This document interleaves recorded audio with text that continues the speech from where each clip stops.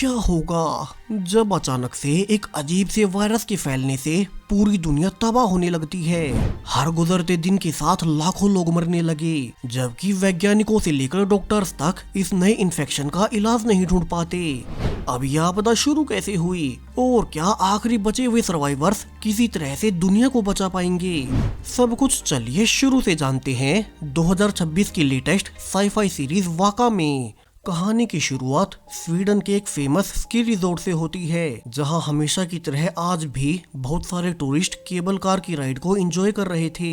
जबकि अब ऑपरेटर लूकस, जो कि बहुत अजीब तरह से बिहेव कर रहा है, वो अब गलती से सारे ही कार्स को बहुत तेज स्पीड में उल्टी चलाने लगा, जिससे तो अब जल्दी हर और क्योस फैलते हुए एक एक कर कई सारे लोग नीचे गिरने लगते हैं। जबकि लूकस को तो जैसे ये पता ही नहीं था कि वो कर क्या रहा है। और जब तक लोकल पुलिस और एम्बुलेंस की गाड़ियां पहुंच पाती, तब तक ऑलरेडी 12 से ज्यादा लोग मारे जा चुके थे, जबकि 100 के आसपास घायल भी हो गए, जिससे ये खबर आग की तरह फैलते हुए ऑनलाइन वायरल हो जाती है। अब इसी घटना स्थल पर जब एक डॉक्टर आयरिन घायलों का इलाज कर रही थी, तो उसे पुलिस की ओर से बुलाया जाता है, क्योंकि ऑपरेटर लूकस, जिसने कि ये सब किया था, अब वो बहुत अजीब तरह से बिहेव कर रहा है। यहाँ एक ऑफिसर उसे पूछ भी रहा था कि लूकस ने ये सब क्यों किया, लेकिन अब लूकस तो मानो अपने होश में ही ना हो। सो डॉक्टर आयरिन अब उसका ब्लड टेस्ट करने लगती है कि कहीं उसने कोई नशा तो नहीं किया, लेकिन ऐसा कुछ नहीं था, बल्कि लूकस ने तो अपनी पूरी लाइफ में कभी कोई नशा नहीं किया। तभी आयरिन ने नोटिस किया कि लूकस की आंखें लाल हो चुकी हैं, जैसे कि वो पिछले कई दिनों से ना सोया हो। खुद लूकस ने भी कहा कि अब वो सो नहीं पाता और पता नहीं उसके साथ ये सब क्या हो रहा है। So doctor Irene police officer से कहती है कि उन्हें तुरंत लूकस को हॉस्पिटल लेकर जाना होगा, क्योंकि उसकी हालत बहुत खराब है। अब पुलिस जब लूकस को अपनी गाड़ी में लेकर जा भी रही थी कि रास्ते में वो जोर जोर से चिल्लाने लगता है कि उसे सांस नहीं आ रही। और ऑफिसर ने जैसे ही गाड़ी रोकी, तो अब लूकस जल्दी से गाड़ी से निकलकर पास वाले जंगल में भाग जाता है, जबकि ऑफिसर्स कुछ नहीं कर पाए। अब पुलिस को लगा कि शायद से लूकस पागलपन में ऐसा सब कर रहा है, लेकिन उन्हें अंदाजा तक न था कि जल्द ही पूरे शहर में अब अफरा तफरी मचने वाली है। अब यहाँ से हमें स्वीडन की सबसे बड़ी फार्मास्यूटिकल कंपनी की पार्टी दिखाई जाती है, जो कि अभी इसलिए सेलिब्रेट कर रहे थे क्योंकि उन्होंने स्वीडन की गवर्नमेंट के साथ करोड़ों डॉलर्स की डील साइन की है। इसलिए यहाँ सरकार की हेल्थ मिनिस्ट्री के लोग भी शामिल हैं। अब इस प्राइवेट फार्मास्यूटिकल कंपनी की सीईओ एवा खुश ही थी कि उसके पास R&D डिपार्टमेंट का एक एम्प्लॉय मार्टी भागते हुए आता है। वो बहुत घबराया हुआ था, तो वो जल्दी से एवा को सब बताने लगता है कैसे उनकी रिसर्च फैसिलिटी में रिसर्च के दौरान उनकी लैब से एक बहुत जहरीला और खतरनाक केमिकल गलती से पिछले 10 दिनों से लीक हो रहा है, और इस लीक के बारे में उसे आज ही पता चला। सो ने जल्द से जल्द इस लीक के बारे में गवर्नमेंट को बताकर कोई एक्शन लेना होगा। लेकिन अब चूंकि यहाँ इस पार्टी में हेल्थ मिनिस्ट्री के सारे मिनिस्टर्स मौजूद हैं, सो ईवा भी इस बात को दबा देती है और उसने मार्टी से फाइल को लेकर एक सिक्योरिटी गार्ड द्वारा मार्टी को बाहर निकलवा दिया, ताकि किसी को पता ना चले और उनकी डील पर इसका कोई इफेक्ट ना हो। जबकि बाहर अब हर और लोग अजीब सी हरकतें करना शुरू हो चुके थे। यहाँ जिम में कई सारे लोग जानवरों की तरह कुछ ज्यादा ही एग्रेसिव होकर एक्सरसाइज करने लगे। इसी बीच एक औरत नीचे गिर पड़ती है। उसने बताया कि वो पिछले कई दिनों से सो नहीं पा रही, ऊपर से उसे बहुत ज्यादा गुस्सा भी आता है, इसलिए वो एक्सरसाइज करके खुद को थकाना चाहती थी। तो वहीं अब हेल्थ मिनिस्ट्री का हेड क्रिस भी नोटिस करता है कि अचानक से उनके पूरे देश से लोगों के हॉस्पिटल में एडमिट होने की खबरें आ रही हैं। इन रिपोर्ट्स में बताया जाने लगा कि लोग पहले सोना बंद कर देते हैं और फिर वे कुछ ज्यादा ही एग्रेसिव होकर खुद को और बाकियों को चोट पहुंचाने लगते हैं। हालांकि क्रिस को लगा कि ये कोई नॉर्मल फ्लू होगा। जबकि डॉक्टर आयरिन अब अपनी गर्लफ्रेंड जेन के साथ डेट पर मिलने आती है, लेकिन तभी आयरिन के पास आज दिन वाले उस स्की रिजॉर्ट के ऑपरेटर लूकस का फोन आता है, जो कि पहले भाग गया था। उसने फोन पर आयरिन को अपना एड्रेस देकर कहा कि वो उसकी जान बचा ले। सो आयरिन अपनी डेट को बीच में छोड़कर अब सीधा लूकस के घर भाग कर जाती है। यहाँ लूकस के घर का दरवाजा पहले से खुला था। सो आयरिन उसका नाम पुकारते हुए अंदर घुस जाती है। उसने नोटिस किया कि यहाँ तो अंदर उसका पूरा ही घर बिखरा हुआ है। वो अब लूकस को ढूंढते हुए वॉशरूम में जाकर देखती है कि यहाँ तो लूकस ने पहले ही तोड़ दिया। वहीं उसकी आंखें अब पूरी तरह से लाल हो रखी थी, यानी कि वो किसी तरह के वायरस से इन्फेक्टेड था। इसी वजह से आज उसने दिन में पहले इतने लोगों की जान ले ली और अब आखिर में वो खुद भी मारा गया।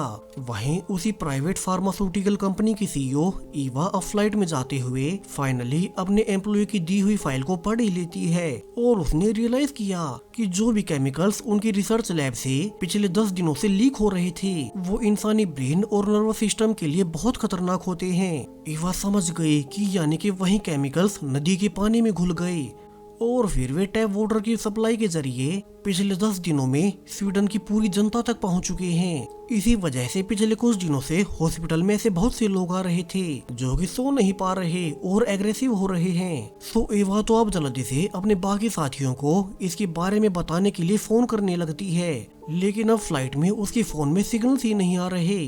तभी एवा का पूरा प्लेन ही हिलने लगता है। दरअसल इस फ्लाइट का कैप्टन भी उसी वायरस से इन्फेक्टेड हो चुका था और अब वो पिछले कई दिनों से ना सो पाने से बेहोश होने लगता है।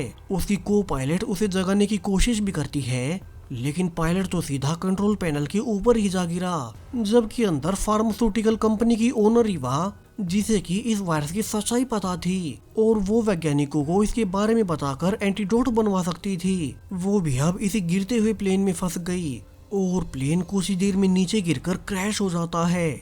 जल्द ही इस प्लेन क्रैश की खबर हर ओर फैल गई। इतना ही नहीं, पिछले सिर्फ 2 ही दिनों में इसी जैसे बहुत से एक्सीडेंट हो चुके हैं, जिससे अब तो आम लोगों को भी समझ आने लगा कि उन सब के साथ कुछ तो गड़बड़ है। वे सभी एक साथ पिछले कई दिनों से ढंग से सो नहीं पा रहे, साथ के साथ उनकी आंखें लाल हो रही हैं। वहीं अब तो एक साथ पूरे ही देश में हर ओर एक्सीडेंट बहुत ज्यादा बढ़ गए। अब तो हॉस्पिटल में लोगों को एडमिट करने की जगह ही नहीं बची। सो जल्दी से अब देश के सभी बड़े नेताओं की मीटिंग बुलाई जाती है। उन्हें डॉक्टर्स ने रिपोर्ट भेजी कि कैसे पिछले 7 ही दिनों के अंदर 40,000 से भी ज्यादा केसेस आ चुके हैं, जिसमें कि लोग एक अजीब से वायरस से पीड़ित हो गए और इसका सबसे बड़ा सिम्टम आंखों का लाल होना है। इसमें पीड़ित व्यक्ति को शुरू में नींद कम आने लगती है और सिर्फ 3 ही दिन के बाद नींद आना पूरी तरह से बंद हो जाती है।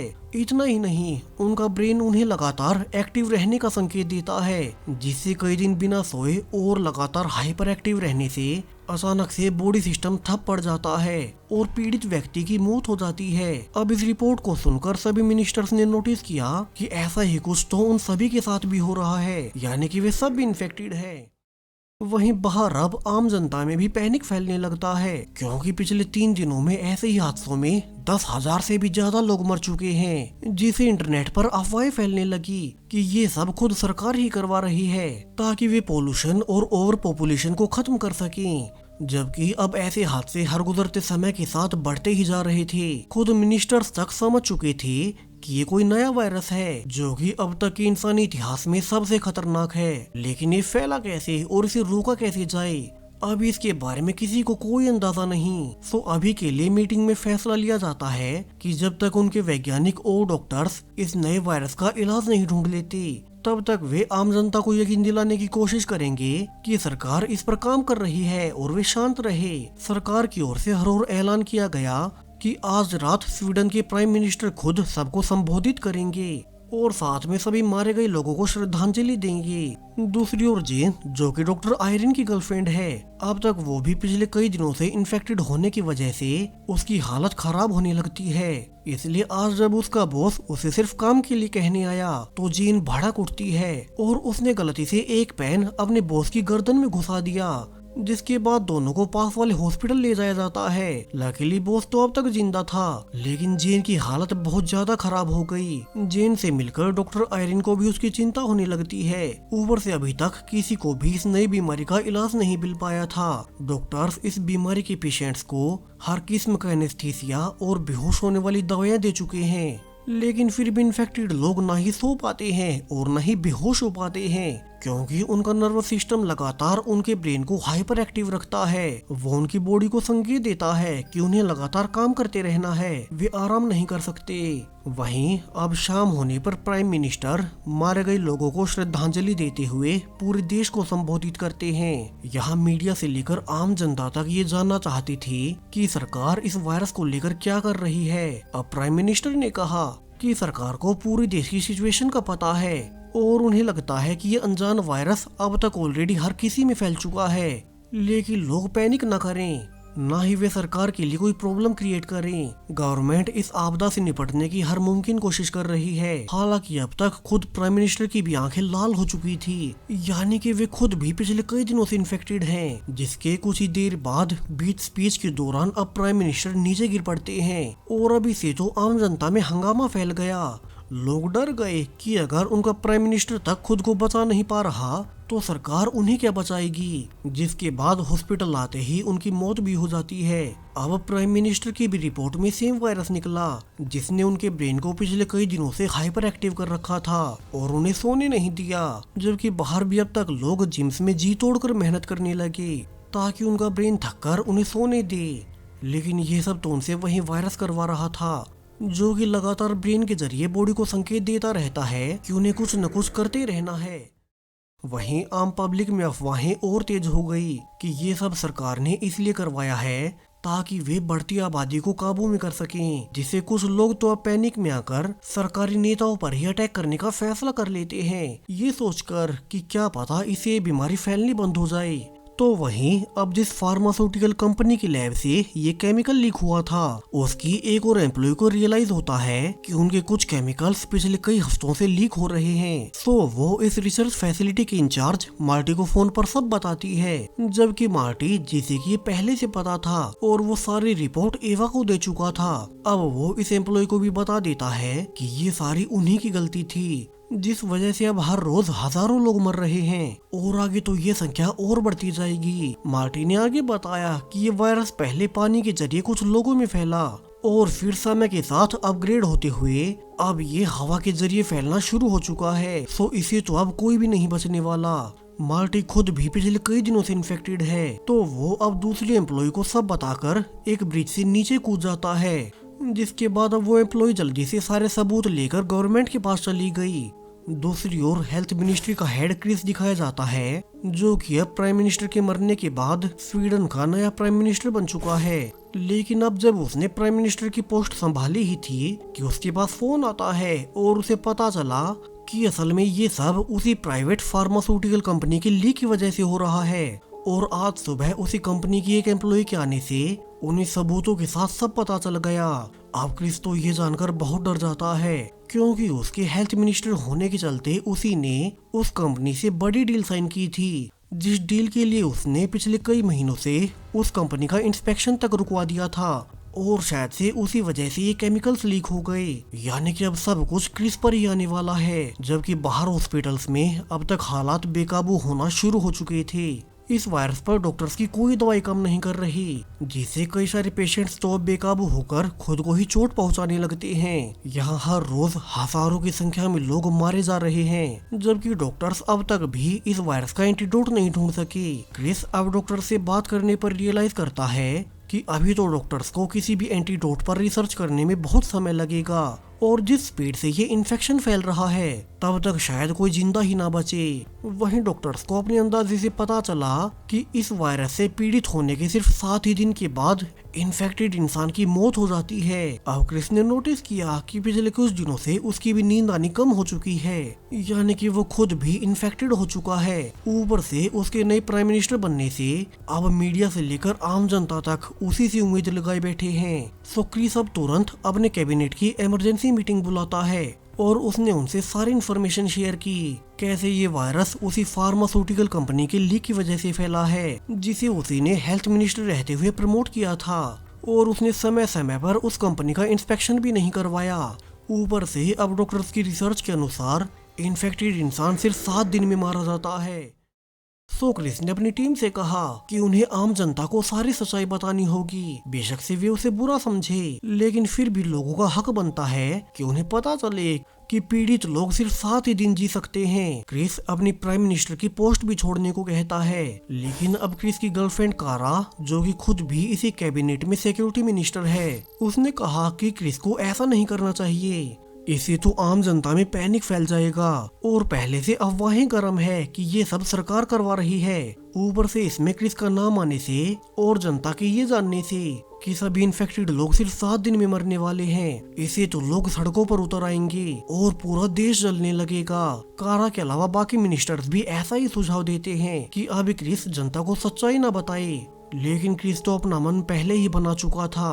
उसने कहा कि उससे पहले ही बहुत बड़ी गलती हो चुकी है, सो वो अब और ज्यादा लोगों से झूठ नहीं बोल सकता। अब कैबिनेट के मना करने के बावजूद एक पब्लिक प्रेस कॉन्फ्रेंस रखकर सबको सच्चाई बता देता है कि ये आपदा शुरू कैसे हुई, किसकी गलती से हुई और कैसे वो खुद भी इससे जुड़ा है। उसने आम जनता को डॉक्टर्स की रिसर्च भी रिवील कर दी कि इन्फेक्टेड होने के 7 दिन के अंदर अंदर पीड़ित व्यक्ति दम तोड़ देगा। आखिर में क्रिस आम जनता से माफी मांगते हुए इस पूरे इंसिडेंट की सारी जिम्मेवारी खुद पर ले लेता है। उसने कहा कि वो न सिर्फ प्राइम मिनिस्टर की पोस्ट छोड़ रहा है, बल्कि जब सब ठीक हो जाएगा तो वो इसकी सजा भी भुगतने को तैयार है। वही अब क्रिस की प्रेस कॉन्फ्रेंस के साथ ही कैबिनेट मिनिस्टर्स की मीटिंग भी चल रही थी, क्योंकि अब तो उन्हें क्रिस के बाद किसी और को प्राइम मिनिस्टर चुनना होगा। अभी ऐसे मुश्किल हालातों में उन्हें की लीडर की जरूरत है। लेकिन अब चूंकि क्रिस की जनता को सब सच बताने से आम जनता सड़कों पर उतरने वाली है और हर और कियोस फैलने वाला है, सो अब कोई भी मिनिस्टर पीएम की पोस्ट लेने को तैयार नहीं होता। अब जो भी प्राइम मिनिस्टर बनेगा उसका तो जीना मुश्किल होने वाला है, जिससे डरकर अब कोई भी मिनिस्टर इस कांटों के ताज को पहनने को तैयार नहीं होता। अब सबके मना करने के बाद कारा इस पोस्ट को अपनाने को तैयार हो जाती है, लेकिन उसकी कुछ शर्तें थी। उसने कहा कि वो अपनी सिक्योरिटी मिनिस्टर की पोस्ट नहीं छोड़ेगी। वहीं चूंकि ये पब्लिक सड़कों पर उतरने वाली है तो उसे आर्मी और मिलिट्री को कड़े ऑर्डर्स देने होंगे कि वे लोगों को सख्ती से उनके घरों में कैद करें, जिसके लिए बाकी सम्मान भी जाते हैं। और अब अगले ही दिन से कारा के पीएम घोषित होते ही उसने पूरी आर्मी को सड़कों पर उतार दिया। साथ के साथ पूरे देश में अनाउंस किया गया कि अब सरकार के अगले ऑर्डर्स के आने तक उन्हें अपने घरों में ही बंद रहना है। अगर कोई बाहर निकला तो आर्मी उन्हें गोली तक मार सकती है। वहीं सभी सड़कों पर इकट्ठा हुए लोगों को भी जबरदस्ती हटाया जाने लगता है। लेकिन अब जो कि लोगों के सामने मौत खड़ी थी और इन्फेक्टेड लोग तो वैसे भी 7 दिन में मरने वाले हैं, तो अब भी बहुत से लोग गवर्नमेंट बिल्डिंग्स के सामने आकर प्रदर्शन करने लगते हैं। इसी बीच प्रदर्शन में कुछ लोग बॉम्ब्स तक बना लाए ताकि वे सरकार के बड़े मिनिस्टर्स को मार सकें। यानी कि पूरा देश उफान पर है। सरकार अपनी ओर से पूरी सख्ती कर रही है, लेकिन लोग भी अपनों को मरते देख पीछे नहीं हट रहे। तो वहीं क्रिस, जिसने अपनी पोस्ट छोड़ दी थी, वो अब अपने इकलौते बेटे ह्यूगो को बचाने जेल जाने लगता है। उसे पता था कि बाहर की तरह जेलों में भी दंगे हो रहे हैं, सो इसे कहीं उसके बेटे को कुछ हो न जाए। अगर ह्यूगो को कुछ भी हुआ तो क्रिस इसके लिए खुद को कभी माफ नहीं कर सकेगा। यहाँ से क्रिस अपना पास्ट याद करता है, कैसे उसके बेटे ह्यूगो और क्रिस के बीच कभी बनी ही नहीं। दरअसल क्रिस ने ह्यूगो की मां के मरने के बाद दूसरी मिनिस्टर कारा से अफेयर कर लिया था और उनके इस रिश्ते को ह्यूगो ने कभी नहीं स्वीकारा और वो नशे का आदी बन गया।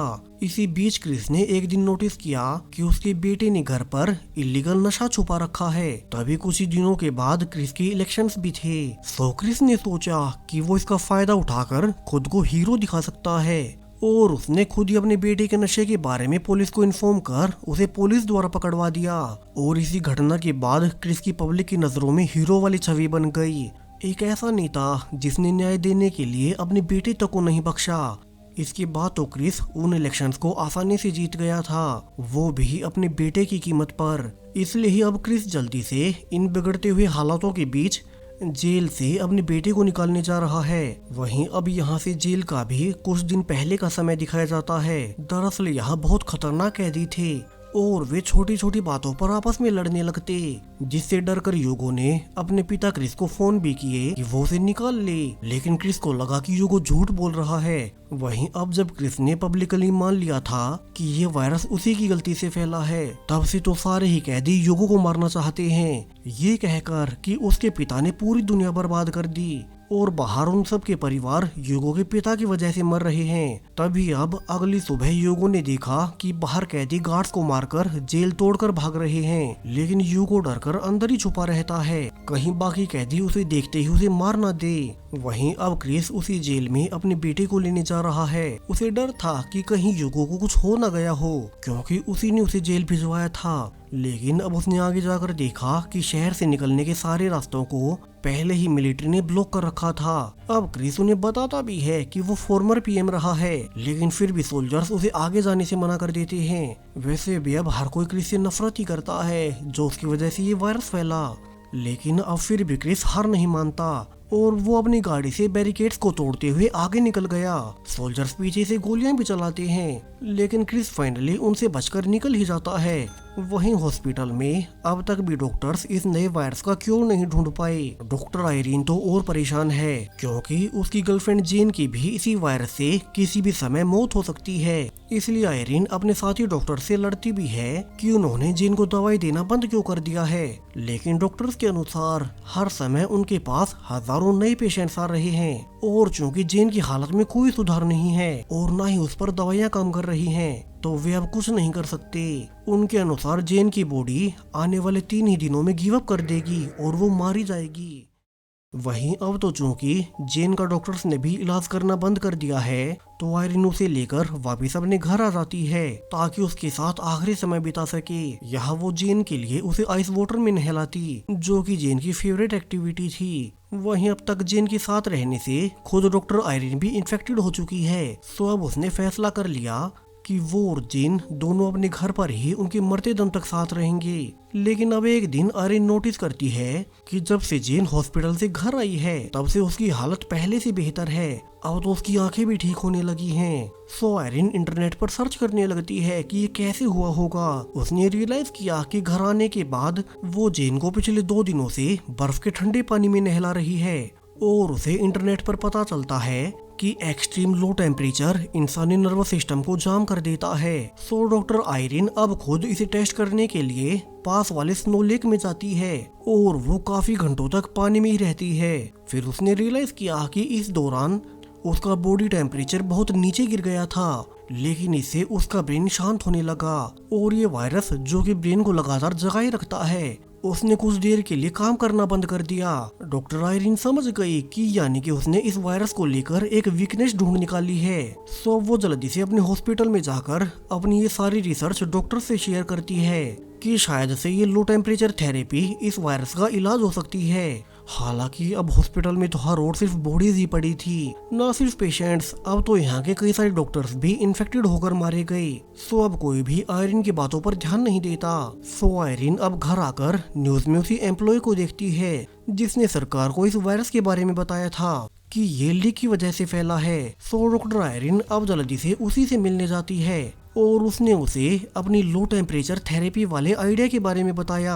वहीं अब चूंकि उस लड़की को उस वायरस के बारे में सब पता था, तो उसने भी कहा कि ये तरीका सच में काम कर सकता है, लेकिन उन्हें इसके पहले बहुत सारे एक्सपेरिमेंट्स करने होंगे, क्योंकि अगर इंसानी शरीर को लंबे समय तक लो टेम्परेचर में रखा जाए तो वे हाइपोथर्मिया होने से वायरस से पहले ही मारे जाएंगे। सो वो लड़की अब डॉक्टर आयरीन को लेकर नई पीएम कारा के पास जाती है, और वे उन्हें इस नए आइडिया के बारे में बताते हैं। क्या पता वे इसे इस वायरस को रोक सकें। वहीं पीएम कारा तो पहले से डेस्परेट थी, तो वो अब जल्दी से एक नई कमेटी बनाकर देश के सभी बड़े डॉक्टर्स की टीम को शामिल कर डॉक्टर आयरीन के इस नए एक्सपेरिमेंट को शुरू करने की इजाजत दे देती है।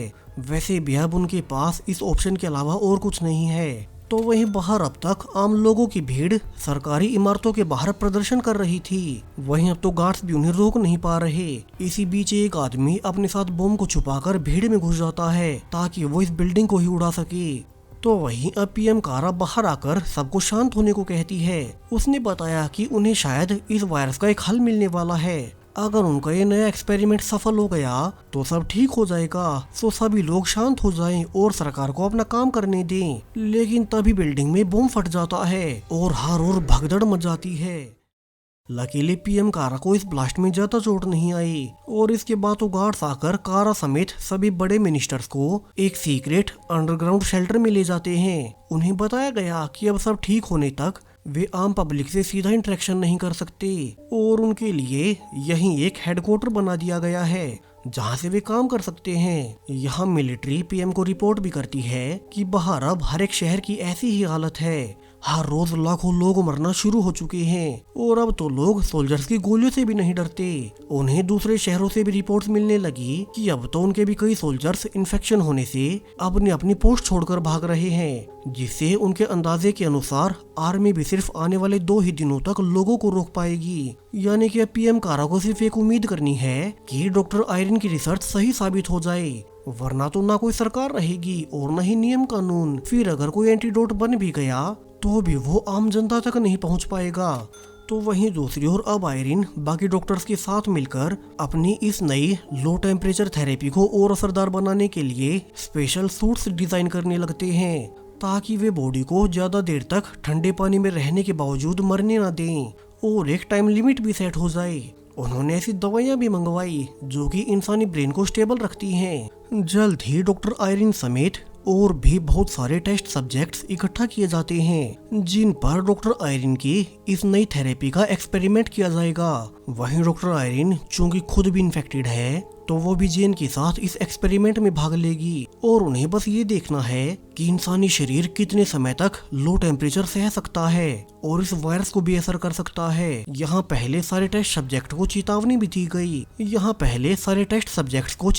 दी गई कि वे उनके हालातों के आधार पर अलग अलग समय तक उन्हें बर्फ में रखेंगे, तो इसमें किसी की मौत भी हो सकती है। अब ये सुनकर तो कुछ लोग डर गए और वे इसमें भाग लेने से मना कर देते हैं, लेकिन बाकियों को डॉक्टर आयरिन ने समझाया कि अगर उन्होंने ये रिस्क नहीं लिया तो उन्हें मरना तो वैसे भी है, ऊपर से वो खुद भी उनके साथ इस एक्सपेरिमेंट में भाग ले रही है, जिसके बाद बाकी सब मान ही जाते हैं। और अब डॉक्टर्स उनके इन्फेक्शन की स्टेजेस के आधार पर उन्हें अलग अलग समय के लिए दवाइयाँ देकर उनकी बॉडीज का टेम्परेचर लो करने लगते हैं। वहीं अब चूंकि ना तो वे सो ही सकते हैं और ना ही बेहोश हो सकते हैं, तो सबको बर्फ में रहने से तकलीफ होने लगी, लेकिन उन्हें ये रिस्क तो लेना ही पड़ेगा। तो वहीं क्रिस भी अब फाइनली पूरे 2 दिन के सफर के बाद अपने बेटे की जेल तक पहुंच ही जाता है, लेकिन वो ये देखकर हैरान रह गया कि यहाँ जेल के बाहर बहुत से लोगों की बॉडीज पड़ी थी, यानी कि कैदी जब यहाँ से भाग रहे थे तो गार्ड्स और कैदियों में लड़ाई हुई होगी, जिससे दोनों तरफ के बहुत से लोग मारे गए। क्रिस अब डरते हुए अपने बेटे को ढूंढने अंदर जाने लगता है कि कहीं उसे कुछ ना हो गया हो। ऊपर से ये जेल बहुत बड़ी है, तो उसे काफी देर तक अपना बेटा कहीं नहीं मिलता। तो अभी अब क्रिस को बाहर से गाड़ियों की आवाज आई और उसने देखा कि चूंकि वो पहले बैरिकेड्स को तोड़कर भागा था, तो अब सोल्जर्स उसका पीछा करते हुए उसे पकड़ने आ चुके हैं। तो वहीं उसका बेटा यूगो अब तक भी अपने सेल में ही छुपा हुआ था। उसे लगा कि कोई कैदी उसे मारने आ रहा होगा, और जब उसे अपने सेल के बाहर से हर्ट हुई तो वो एक शार्प चाकू लेकर गलती से क्रिस के ही पेट में घुसा देता है। तभी उसने रियलाइज किया कि ये तो उसका पिता है जो कि उसे लेने आया था। हालांकि क्रिस ने कहा कि उन्हें अभी यहाँ से निकलना होगा। उसने अपने बेटे यूगो को बचाने के लिए पहले से सारी प्लानिंग कर रखी थी। दोनों अब किसी तरह अंदर सोल्जर से बचते हुए वापस बाहर क्रिस की गाड़ी तक आ जाते हैं, जिसके बाद जेल से निकलने पर क्रिस अपने बेटे यूगो को अपने प्लान के बारे में बताता है। कैसे उसने पास में ही एक हेलीकॉप्टर बुक कर रखा था जो कि यूगो को उनके प्राइवेट आइलैंड तक ले जा सके, और चूंकि यूगो अब तक इन्फेक्टेड नहीं हुआ है तो वो वहाँ सेफ बच जाएगा। लेकिन अब जब यूगो अपने पिता क्रिस को भी साथ ले जाने लगता है तो क्रिस ने मना कर दिया। उसने कहा कि वो ऑलरेडी इन्फेक्टेड है, ऊपर से उसके पेट में चाकू लगने से अब वो बच नहीं सकेगा, सो वो नहीं चाहता कि उसके बेटे को कोई दिक्कत हो, कहीं उसका इन्फेक्शन उसके बेटे को न लग जाए। इसलिए क्रिस अब अपने बेटे को आखिरी बार गले से लगाकर उसे जल्दी से दूर भेज देता है, क्योंकि सोल्जर्स उसे पकड़ने आ रहे थे। और जब तक वे क्रिस के पास पहुंचते तब तक तो उसने यूगो को निकाल दिया था, और क्रिस आखिरकार उस चाकू के घाव से दम तोड़ देता है। तो वहीं हॉस्पिटल में भी अब तक लो टेम्परेचर एक्सपेरिमेंट अपनी आखिरी स्टेज पर था, जहां टाइमिंग के खत्म होते ही वे सारे इन्फेक्टेड लोगों को उठाने की कोशिश करने लगते हैं। लेकिन जेन जो कि अपने इन्फेक्शन की आखिरी स्टेज में थी, अब वो तड़प कर दम तोड़ देती है। इसी तो शुरू में डॉक्टर्स भी डर गए कि कहीं उनका ये एक्सपेरिमेंट भी फेल ना हो जाए। लेकिन कुछ ही देर बाद आयरन की आंखें खुलती हैं। उसने रियलाइज किया कि अब वो इन्फेक्शन के बावजूद सो गई थी और अब तो उसे पहले से बहुत बेहतर महसूस हो रहा है। लेकिन अब उसके आसपास कई सारे बेड्स खाली पड़े हैं। सो आयरन जल्दी से जाकर देखती है कि अब उसकी गर्लफ्रेंड जेन बच नहीं सकी। बाकी डॉक्टर्स आयरन को रिजल्ट्स बताते हैं कि कैसे ये लो टेम्परेचर थेरेपी काम तो करती है, लेकिन सिर्फ उन्हीं इंसानों पर जिन्हें इन्फेक्शन हुए 3 दिन से ज्यादा समय न हुआ हो। जैसे कि आयरन जो कि अब बिल्कुल ठीक हो चुकी है, उसके अंदर का वायरस पूरी तरह से हील हो गया। लेकिन बाकी लोगों में से जो भी पेशेंट्स इन्फेक्शन की आखिरी स्टेज पर थे, उन्हें तो ये थेरेपी भी नहीं बचा सकती। यानी कि अब डॉक्टर सरकार की मदद से अपनी इस रिसर्च को हर ओर फैला देंगे, जिससे कि ये वायरस यहीं रुक जाएगा और बाकी लोगों में नए इन्फेक्शन नहीं होंगे। हालांकि अब जो लोग पहले से इन्फेक्टेड थे और जो आखिरी स्टेज पर हैं, उन्हें तो किसी भी तरह बचाया नहीं जा सकता, जहां से पूरी दुनिया एक नए अध्याय की शुरुआत करेगी। और इसी होपफुल एंडिंग के साथ ये पूरी सीरीज यहीं पर खत्म हो जाती है। सो सीरीज आपको कैसी लगी? अगर वीडियो पसंद आई हो तो स्क्रीन पर दिखाई दे रही वीडियो पर क्लिक कर आप ऐसी ही एक और सीरीज देख सकते हैं। Thank you.